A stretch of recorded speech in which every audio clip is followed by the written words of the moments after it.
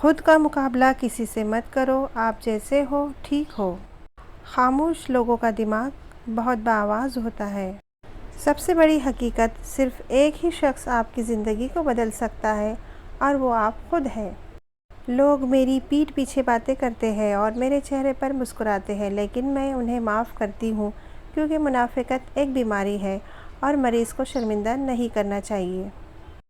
سب سے اچھی زندگی وہ بسر کرتے ہیں جو اپنی ضرورت پوری کرنے کے لیے اللہ کے سوا کسی اور پر بھروسہ نہیں کرتے۔ جس گاؤں میں بارش نہ ہو وہاں کی فصلیں خراب ہو جاتی ہیں، جس گھر میں دین نہ ہو وہاں کی نسلیں خراب ہو جاتی ہیں۔ جانوروں کو ذبح کرنا سنت ابراہیمی ہے، نفرتوں کو ذبح کرنا سنت رسول صلی اللہ علیہ وسلم ہے۔ خاموش رہے، امیدیں نہ لگائے ورنہ خدشات بڑھ جائیں گے۔ بے سکونی رگوں میں اذیت بن کر ناچیں گی۔ کبھی کسی کو اپنے جینے کی وجہ نہ بنائیں۔ راستوں پر نشانیاں وہی لوگ چھوڑتے ہیں جنہیں پیچھے رہ جانے والوں سے ملنے کی خواہش ہو۔ نیا پا لینے کے لیے وہ مت کھو دینا جو پہلے سے ہی تمہارا ہے۔ اپنی خوشیاں اور غم اپنے تک محدود رکھے، کیونکہ لوگ خوشیوں کو نظر لگاتے ہیں اور دکھوں میں مزید دکھ دیتے ہیں۔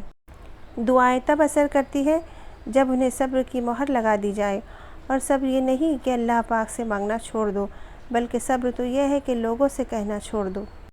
بعض اوقات زندگی کے کچھ لمحات میں آپ یہ سیکھتے ہیں کہ جینا ضروری نہیں رہا۔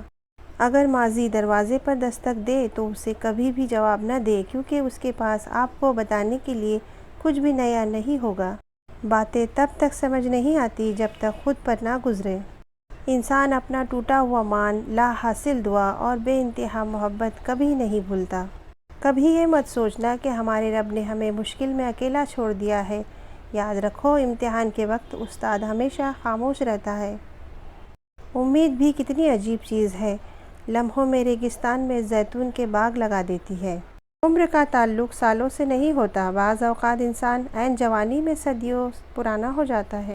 بہترین صبر وہ ہے جس میں لوگوں سے شکایت نہیں کی جاتی۔ اگر کھوٹے سکے سے کچھ خریدنا ناممکن ہے تو نیتوں میں کھوٹ رکھ کے فلاح پانا بھی ناممکن ہے۔ برے وقت میں اپنوں میں چھپے پرائے اور پرائیوں میں چھپے اپنے نظر آتے ہیں۔ دو اشخاص کے درمیان سب سے بڑا فاصلہ غلط فہمی کا ہوتا ہے۔ قرآن اللہ کے بندوں کے درمیان براہ راست تعلق کا ذرائع ہے۔ قرآن کو سمجھ کر پڑھیے تاکہ اللہ آپ پر رحم کرے۔ صبر ایک ایسی سواری ہے جو اپنے سوار کو کبھی گرنے نہیں دیتی، نہ کسی کے قدموں میں، نہ کسی کی نظروں میں۔ اور لاکھوں کروڑوں لفظ مل کر بھی احساسات اور جذبات کی ترجمانی نہیں کر سکتے۔ جو شخص اللہ کے بندوں کے لیے خیر کا باعث بنتا ہے، اللہ تعالیٰ اس کی نسلوں میں خیر منتقل فرما دیتا ہے۔